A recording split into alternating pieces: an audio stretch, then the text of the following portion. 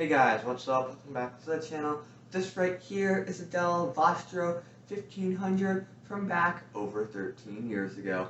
In this video, we're going to see how well it performs in modern use paired with a 60 gig SSD with all the original specs other than the drive. Let's get into the video. Alright, so starting up with the boot up test while it's running, I'll just go over the specs of this laptop. It has an Intel Core 2 Duo dual core CPU at 1.3 GHz and NVIDIA GeForce 8400M graphics with 256 megabytes of dedicated VRAM. It also has 2 gigabytes of DDR2 RAM at 667 megahertz, and the screen is a 15.4 inch 1280 by 800 screen. Alright, now with just like a bit of stuff just navigating around the UI in Windows 10, this is after a restart, so nothing is cached in RAM. Opening the start menu is close to instant, then going over and opening File Explorer.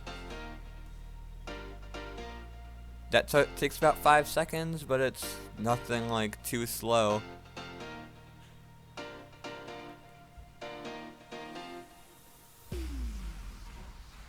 Then opening up the start menu again and opening up Calculator. That does also take about 5 seconds. Alright, and now just doing some web browsing under Chrome. First up, just going to Google search for YouTube, and then going to youtube.com from the search results. This is connected to 100 megabit per second Ethernet, although this laptop's network card does only support 10 100 megabit speeds.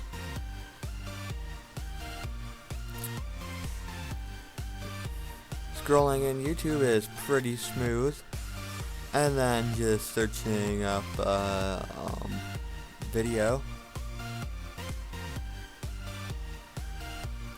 The search goes pretty fast, and then clicking on the video play page, that loads in pretty fast. With the video playing, full screening it does take a bit.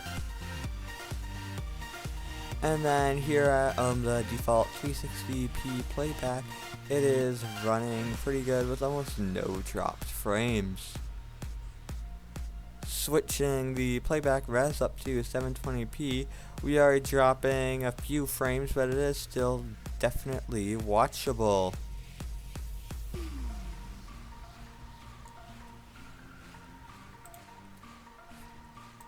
I then made the mistake of running Cinebench R20, where this laptop scored 94 points. For example, something like a 3rd Gen i5 mobile CPU would score about 500, and a 3rd Gen i5 desktop CPU would score around 1000.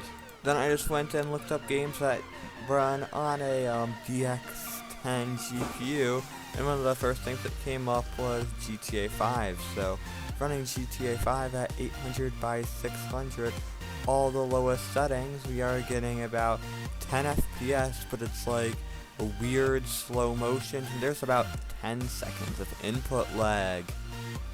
Then next up I decided to try Roblox, which is supposed to be pretty light. So here at the lowest settings is an entry point, which is kind of like a Hitman 2 knockoff game. Just look at the input lag that I do have to input just as the mouse to the right of the laptop, and that's definitely like maybe even close to a half second. The frame rate that we are getting here is pretty good, but just the input lag and also the terrible about 200 millisecond ping time just really kills the experience.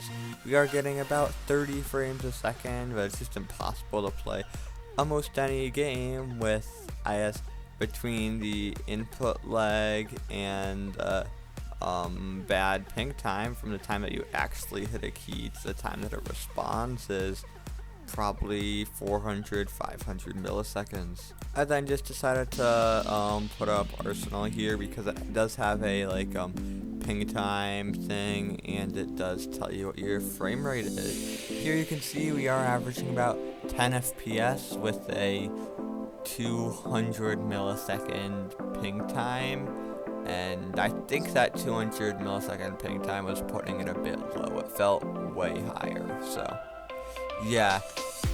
This is also over Ethernet, so there's really no excuse that this laptop has for that bad ping time, so yeah.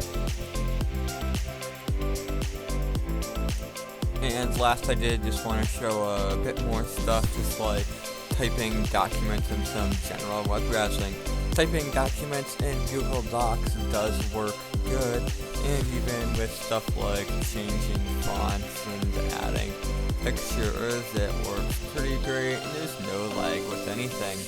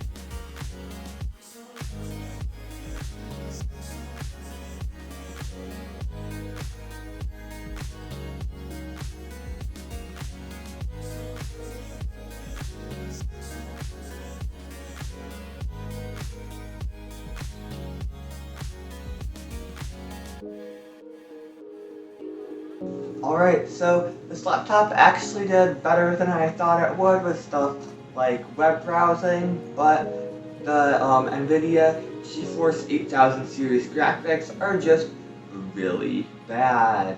Between the lack of DX11 support and even just struggling with some basic like 3D animations in Windows, anything 3D in here will definitely be dropping frames if it even runs. However, just for like basic web browsing tasks, this is pretty usable, and it would definitely be a lot faster if you would upgrade the RAM. Anyways, if you enjoyed this video, please like and subscribe, and I'll see you in the next video.